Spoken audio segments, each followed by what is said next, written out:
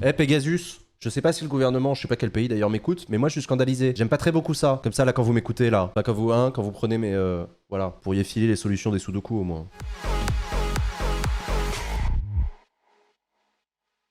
On va parler de Pegasus. Alors Pegasus, quand même, Pegasus. Alors pour celles et ceux qui sont à la ramasse, j'ai lu du coup les révélations du journal Le Monde sur l'affaire qu'on va appeler l'affaire Pegasus pour l'instant. De quoi s'agit-il? De quel est-il? Quelles sont les méthodes? Quels sont leurs réseaux? Pegasus, il s'agit d'un scandale qui a été révélé donc par un consortium de journalistes autour d'un sujet d'espionnage. Pegasus, c'est le nom d'un logiciel développé par une entreprise israélienne, vendu à des États et à des gouvernements, logiciel qui permet d'espionner un certain nombre de gens avec leur numéro de téléphone. Pegasus serait visiblement un logiciel de pointe qui peut être installé du coup à la demande d'un gouvernement sur le téléphone portable de quelqu'un sans que cette personne ait besoin de cliquer sur un lien ou de faire quoi que ce soit, donc c'est vraiment un truc très très vicelard. Une fois ce logiciel installé sur le téléphone de la victime, le gouvernement ou la personne qui utilise le logiciel Pegasus peut aspirer l'intégralité de son téléphone en direct, avoir accès à son carnet d'adresses, à ses échanges, y compris sur des messageries sécurisées comme WhatsApp ou Signal. Et les journalistes ont révélé que ce logiciel Pegasus avait été utilisé par à peu près 10 gouvernements, 10 États, dont l'État marocain qui est visiblement un des plus gros utilisateurs.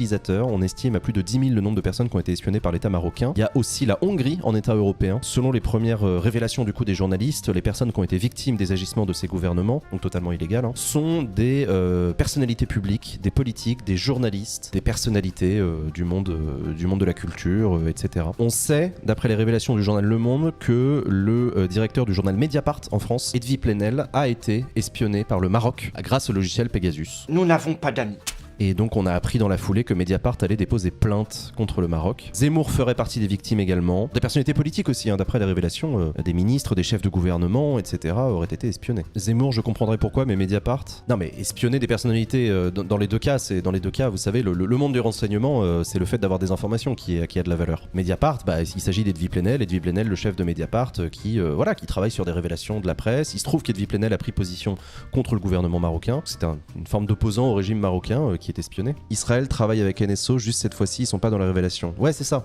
En l'état actuel des choses, Israël n'est pas dans les révélations de Pegasus. Peut-être qu'on apprendra plus tard qu'en fait si, mais pour l'instant j'ai pas vu leur nom dans la liste quoi. Ça va foutre un sacré bordel. C'est-à-dire que pour ces états-là, oui certainement, dans les relations diplomatiques également, si on apprend que des chefs d'état ont été espionnés par d'autres états au moyen de ce logiciel, évidemment ça va gueuler. Tout dépend des écoutes. Non, t'as même pas besoin d'avoir le fond du sujet, c'est-à-dire qu'à partir du moment où des citoyens de ton pays ont été espionnés par un état étranger et que ça sort, alors, vous savez évidemment que c'est le principe de l'espionnage, c'est de le faire le plus discrètement possible pour que personne ne le sache. Mais quand un espion est arrêté, c'était le cas pendant la guerre froide, quand un espion russe était arrêté aux États-Unis et quand un espion américain était arrêté en Russie, il allait en prison. Comment ils ont su? C'est des journalistes d'investigation, c'est leur boulot de savoir ce genre de trucs. C'était pareil pour la NSA avec la révélation de Snowden. Ils font un boulot, c'est ce qu'on appelle le journalisme d'investigation. Donc ce sont des journalistes spécialisés dans ce type d'enquête, qui sont des enquêtes qui durent très longtemps, qui nécessitent un travail. Alors là, en l'occurrence, c'est un travail international, parce que donc à mon avis, ils ont créé une cellule avec plein de journalistes du monde entier qui ont mis en commun leurs informations, leurs informateurs, qui ont recoupé les informations, parce que c'est ça le boulot du journaliste, recouper, vérifier, interroger, etc. et faire tout leur travail de documentation avant de sortir l'affaire. Le Monde et 16 autres médias réunis au sein d'un consortium coordonné par l'équipe de Forbidden Stories, qui est une ONG,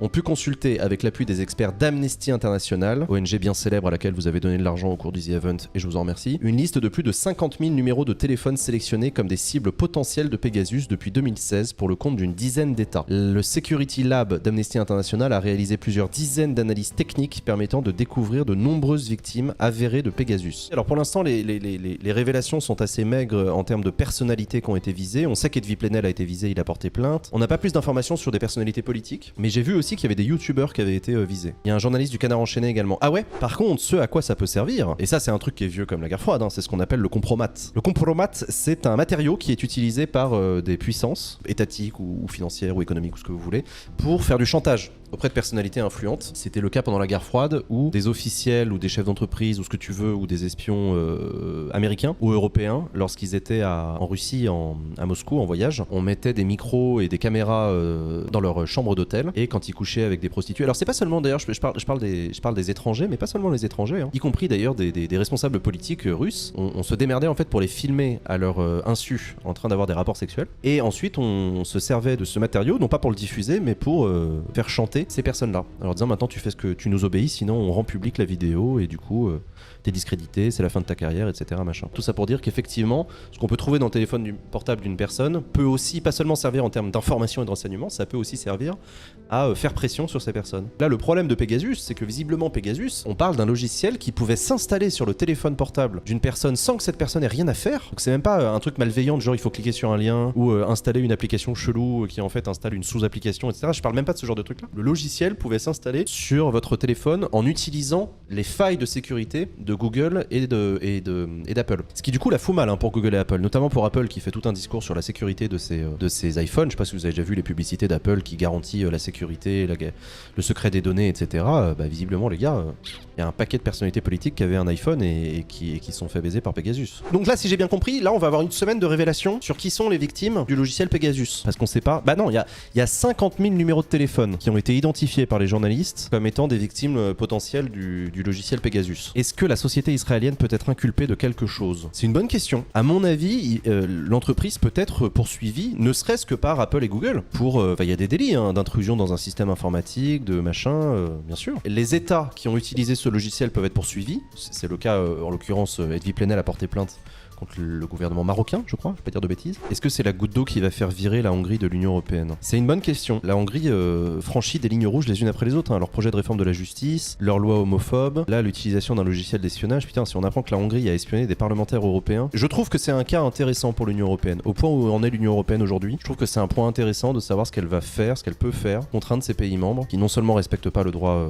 communautaire, mais en plus le bafouent violemment quoi. Donc là effectivement c'est cette histoire de Pegasus, visiblement ça envenime encore plus les relations entre Orban et Bruxelles. On va voir les réactions de l'un et de l'autre. Visiblement Ursula von der Leyen, la présidente de la Commission européenne, a bien l'intention de donner de la voix. Donc voilà, donc écoutez, tout ça c'était pour Pegasus, donc allez lire les articles du journal Le Monde si vous le souhaitez. On suivra de près la suite des réactions. D'ailleurs demain on regardera ensemble la séance des questions d'actualité au gouvernement pour voir un petit peu de quoi qu'il en retourne. Du coup je fais un gros bisou à tous les agents de la DGSI, de je sais pas, de tous les services de renseignement qui m'écoutent. Je sais que vous slackez sur votre boulot parce que là vous devriez être en train de bosser sur un autre dossier, mais quand vous aimez bien mes streams, vous préférez les regarder. Donc ça me fait plaisir.